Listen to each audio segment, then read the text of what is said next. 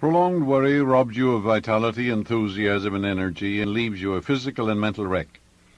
Psychosomatic doctors point out that chronic worry is behind numerous diseases such as asthma, allergies, cardiac trouble, high blood pressure, and a host of other illnesses too numerous to mention. The worried mind is confused, divided, and is thinking aimlessly about a lot of things which are not true. Worry really is due to indolence, laziness, apathy, and indifference. Because when a man or a woman wakes up, he doesn't have to think these type of thoughts. He can think of harmony, peace, beauty, right action, love, and understanding. Supplant the negative thought with the constructive thought. Your problem is in your mind. You have a desire, the realization of which would solve your problem. But when you look at conditions and circumstances as they are, a negative thought comes to your mind, and your desire is in conflict with your fear. Your worry is your mind's acceptance of the negative conditions. Realize that your desire is the gift of God. God is the living spirit within you. It's telling you to rise higher in life. It's also saying there is no power to challenge God, the living spirit within you. For there's only one power, not two or three or four, just one. And that power moves as a unity, moves as harmony and peace. There are no divisions and quarrels in it. Therefore, all you have to do is tune in on the infinite and let the harmony and the peace and the love of the infinite flow through you. Affirm to yourself, God, or the supreme wisdom, gave me this desire, and the almighty power is now backing me up, revealing to me the perfect plan for its unfoldment, and I rest in that conviction. When worry thoughts come to your mind, remind yourself that infinite intelligence is bringing your desire, ideal, plan, or purpose to pass in divine order. That's supplanting the negative thought. Continue in this attitude of mind, and the day will break, and the shadows will flee away. Some time ago, I interviewed a businessman whose doctor told him that there was nothing wrong with him physically, but that he was suffering from anxiety neurosis. Anxiety neurosis is a $25 word for just plain chronic worry.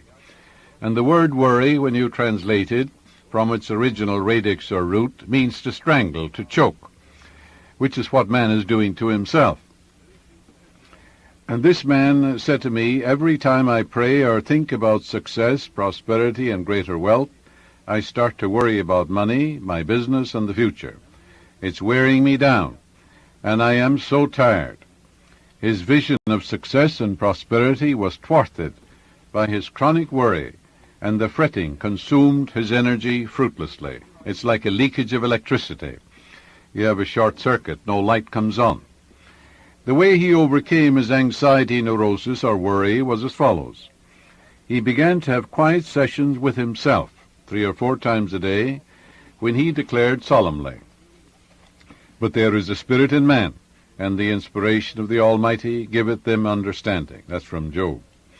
The almighty power is within me, enabling me to be, to do, and to have. This wisdom and power of the Almighty backs me up and enables me to fulfill all my goals. I think about the wisdom and power of the Almighty regularly and systematically, and I no longer think about obstacles, delays, impediments, and failure. I know that thinking constantly along this line builds up my faith and confidence, and increases my strength and poise. For God hath not given us the spirit of fear, but of power, and of love, and of a sound mind. As he continued to do this regularly and systematically, you know what happened. These truths enter into his conscious mind, and then the brain sends these healing vibrations all over his system. They go into his subconscious mind, and like spiritual penicillin, they destroy the bacteria of worry, fear, anxiety, and all these negative thoughts.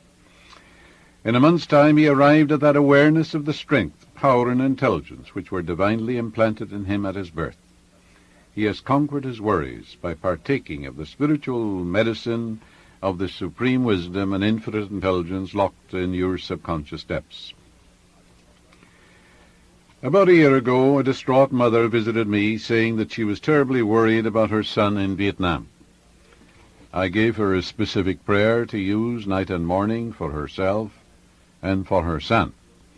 Subsequently, her son returned from Vietnam, He married and settled down, and she again came back to see me, just as worried as before. You see, she wasn't worried about the things she said she was worried about. She was just guilty of plain, downright laziness, apathy, indifference, sloppy thinking, because all she had to do was to tune in on the infinite, which lies stretched in smiling repose, and think godlike thoughts, and all the power of the Godhead flows through these godlike thoughts.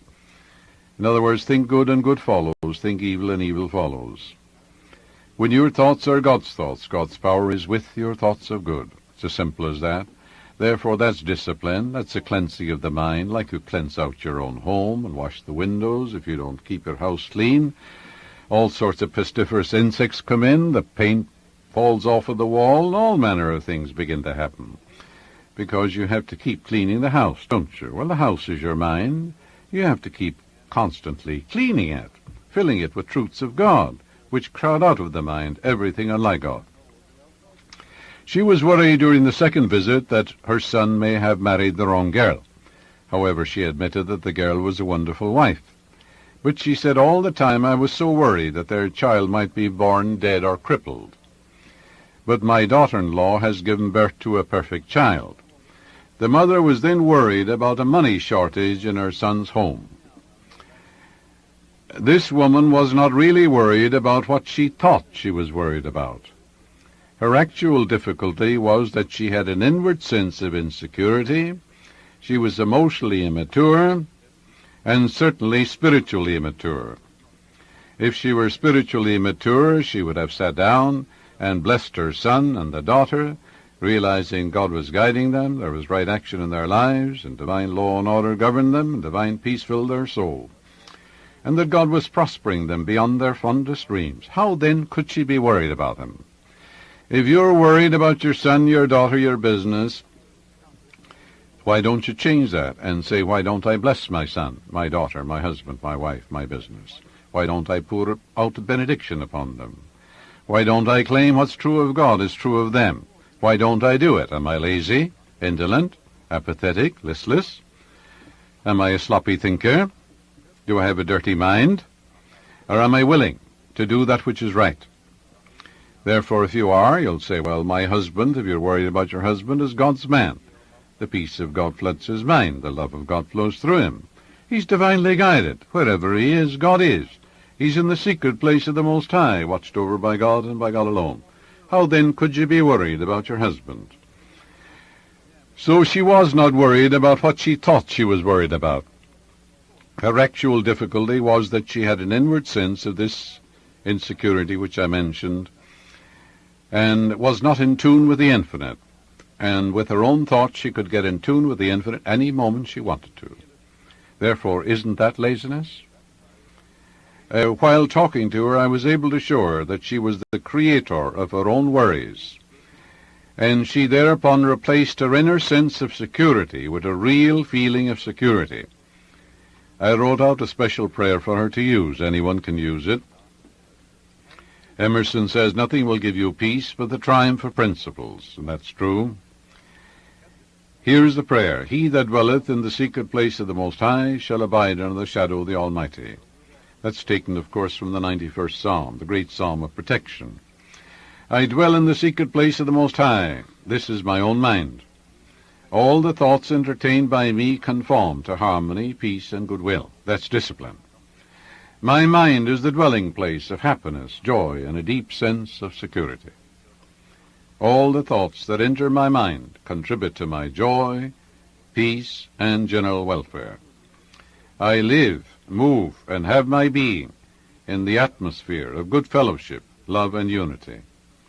All the people that dwell in my mind, the people that dwell in your mind are thoughts, ideas, images, feelings, emotional reactions, and so forth. All the people that dwell in my mind are God's children, meaning they're God's ideas. I am at peace in my mind with all the members of my family and with all mankind. The same good I wish for myself, I wish for my son and his family. I am living in the house of God now. I claim peace and happiness, for I know I dwell in the house of the Lord forever. She reiterated these truths frequently during the day, and these wonderful spiritual vibrations neutralized and obliterated the disease-soaked worry center in her subconscious mind, which is like a psychic wound, a festering traumatic wound. She discovered that there were spiritual reserves on which she could call to annihilate the negative thoughts. As she saturated her mind with these wonderful spiritual verities, she became possessed by a deep faith in all things good, and she is now living in the joyous expectancy of the best. A banker recently asked me to give him a simple practical prayer to overcome his anxiety or worry. I suggested that every morning before the day's work he be alone and identify himself mentally and emotionally with these truths. I live, move, and have my being in God, and God is the life principle in you, and you know very well you're alive. And God is the progenitor, the Father of all. So all religions of the world say our Father. And he said, God lives, moves, and has his being in me. You know, that's a wonderful prayer. Did you ever say to yourself, I am the temple of the living God, God lives in me? You know, that's one of the greatest prayers you can use. So he continued by saying, I am immersed in the divine presence which surrounds me, enfolds me, and enwraps me. My mind is God's mind, for there's only one mind, and my spirit is the Spirit of God. This infinite being within me is the only presence and the only power. It cannot be defeated, thwarted, or frustrated in any way. There's nothing to oppose it, challenge it, thwart it, neutralize it. It's almighty. It moves as unity. There are no divisions or quarrels in it. It is all-powerful and all-wise. It is present everywhere. As I unite mentally with this infinite power through my thoughts, I know I am greater than any problem. I grapple courageously with all difficulties and problems, knowing that they're divinely outmatched. And whatever strength, power, and creative ideas I need will automatically be given to me by the divine intelligence within me. I know the infinite lies stretched in smiling repose within me, where all is bliss, harmony, and peace. I am now in tune with the infinite, and as wisdom, power, and intelligence become active and potent in my life. This is the law of my being, and I know God's peace fills my soul. I know I can think of two things at the same time. I can bless my son and denounce him in the same breath.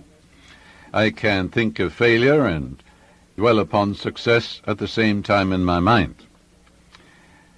This is the law of your being, and then God's peace fills your soul. This banker understood what he was doing and why he was doing it. He said to me, as I affirmed these truths, I imagine they are falling down from my conscious to my subconscious mind, and by a process of spiritual osmosis through every atom of my being. Every time I meet him in the bank, he tells me of some additional wonderful event in his life and those of his associates.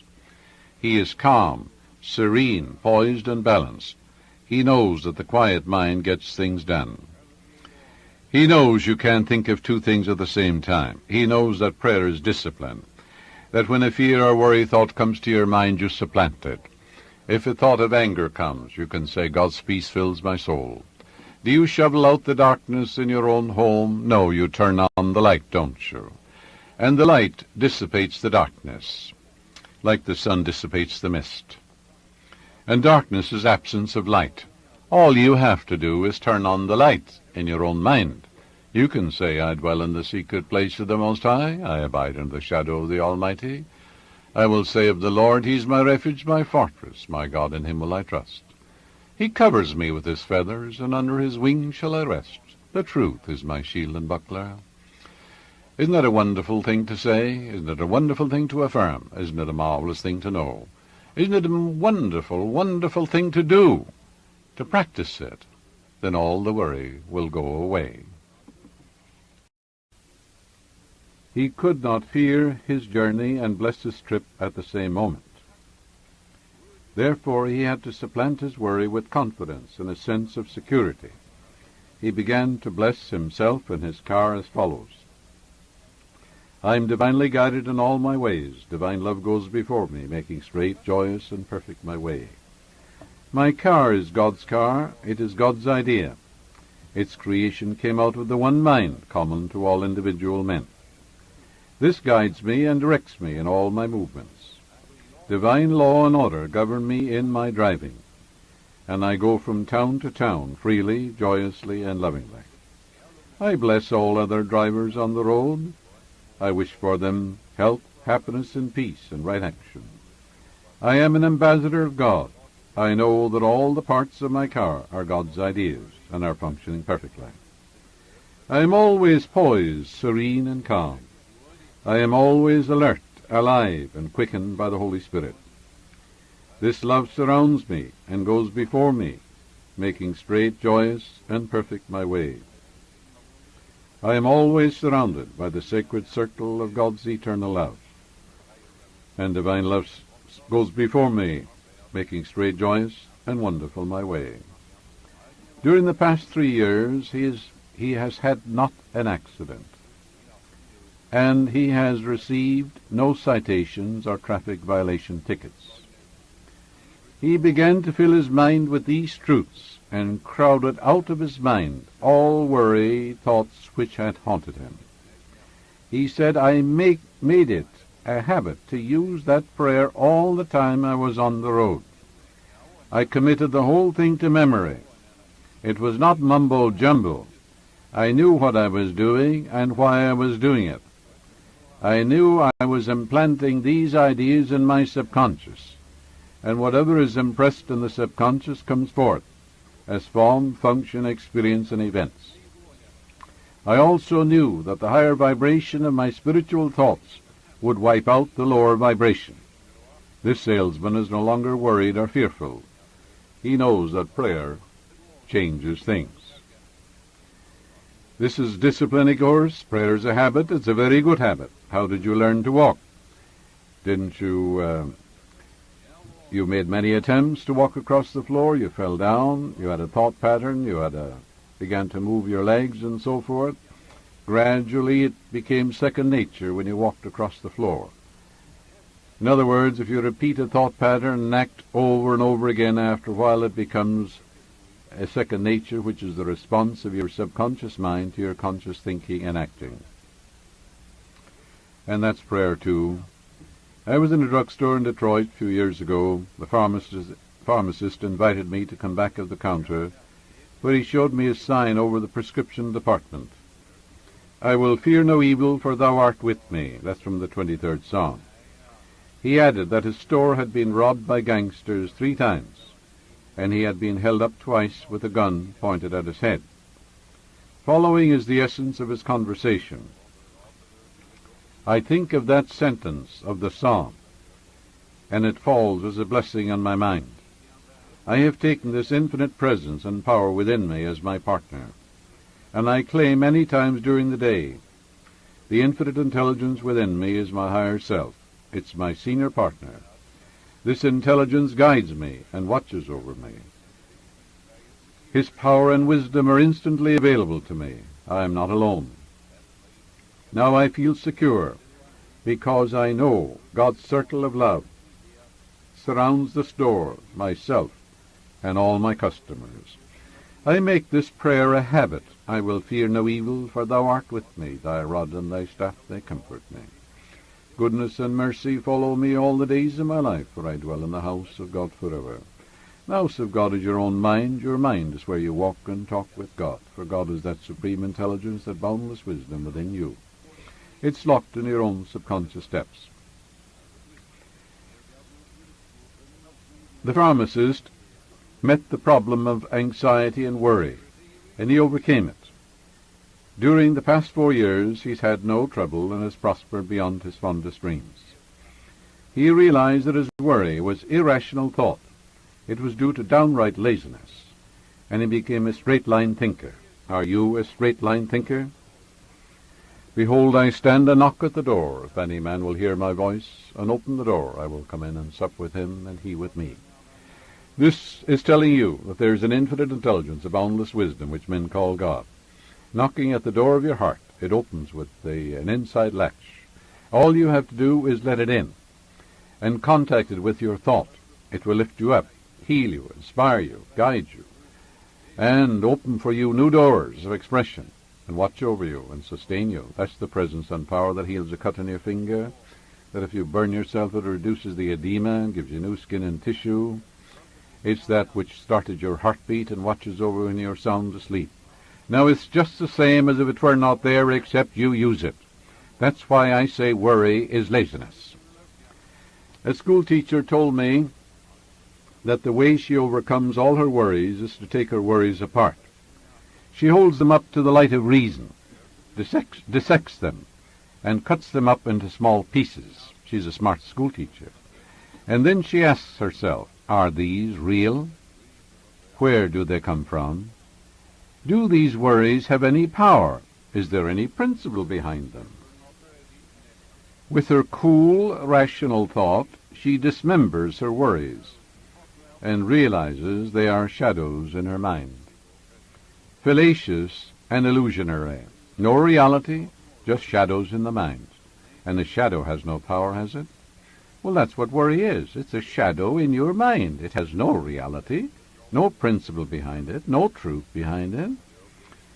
Her final summation is, imagine an educated school teacher like myself worrying about shadows which have no reality. She concludes by laughing her worries away. So these worries, what are they? Conglomeration of sinister shadows. I sent a friend of mine to see a heart specialist as he was worried that he had a bad heart. The specialist took a cardiogram and told him that his heart was normal, and that his only problem was that he suffered from emotional spasms and seemed to be unreasonably obsessed with the idea that he had a bad heart. The doctor told him that he should artfully and subtly instill in his mind the contents of the 27th Psalm until he let go of his false idea. In a few weeks' time, he broke the spasmodic grip. He practiced the great law of substitution by repeating the good idea over and over again until the mind lays hold of the truth which sets you free and serene. That takes a little work, but you can do it. That's why I said it's discipline. It's a willingness to do it. Say, I'm going to overcome this. I'm going to meet it head on. It's a shadow in my mind, and I'm not going to give power to shadows. So these emotional spasms, you see, were due to that he was obsessed with the idea he had a bad heart. He didn't. So he was completely healed. He was healed of what? A false belief in his own mind. A short while ago, a man with a seemingly well-adjusted and composed personality came to see me, very worried and anxious because his personal doctor had told him his blood pressure was over 200, and that he should take it easy and relax more. He said to me, I can't take it easy. I have too much to do, and the pressure in my organization is terrific. He was really suffering from a long-mounting accumulation of petty frustrations and worries. I expounded on the great truth that every fact of life is under the control and influence of the law of change. The old hymn says, change and decay all around I see. O thou who changeth not, abide with me. Well, God changes not. I, the Lord, change not, the same yesterday, today, and forever. The Spirit within you is always the same. Spirit is without face, form, or figure, timeless, changeless, and ageless. Surely no one listening to this cassette thinks God is an old man up in the skies, outside of yourself. God is the very life principle in you. It grows hair on your face if you're a man, and your head too, and grows your nails, and watches over you when you're sound asleep. For he who watches over Israel neither slumbers nor sleeps. That presence and power within you never slumbers or sleeps. If you want to wake up at 2 in the morning, it wakes you up on the dot, doesn't it? If your child is sick and you're dead tired and sound asleep, and you're supposed to give that medicine to your child at 3 o'clock, or the fever, the child goes up, that subjective intelligence wakes you up. and you're able to minister to your child. That's the presence and power of God within you. So this presence changes not. It's always the same, today, yesterday, and forever. But all conditions, circumstances, and events are subject to alteration. Every created thing will someday pass away. The age-old maxim, this too shall pass away, is always true. But your mind and your spirit, the personality of you, will never pass away. You'll have bodies to infinity. You'll never be without a body. You can't even conceive of yourself without a body. So if you're worried about afterlife, you might as well forget it now. You have another body right now. I suggested that he begin to apply this simple truth to himself, that he could not be sick forever, that he was here to meet all problems and to overcome them, not run away from them, that he was mentally and spiritually equipped to handle any problem, regardless of what it is, meet it head on, grapple with it courageously and say the problem is here, but infinite intelligence is here too, knows only the answer.